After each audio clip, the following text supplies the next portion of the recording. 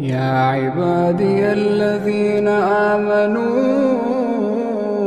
إن أرضي واسعة فإياي فاعبدون كل نفس ذائقة الموت كل نفس ذائقة الموت ثم إلينا ترجعون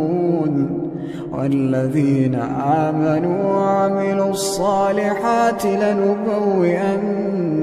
من الجنة غرفا تجري من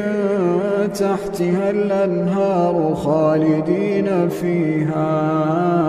نعم أجر العاملين الذين صبروا وعلى ربهم يتوكلون الذين صبروا وعلى ربهم يتوكلون وكأين من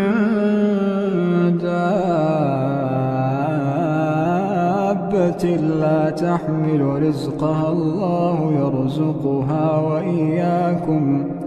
وهو السميع العليم ولئن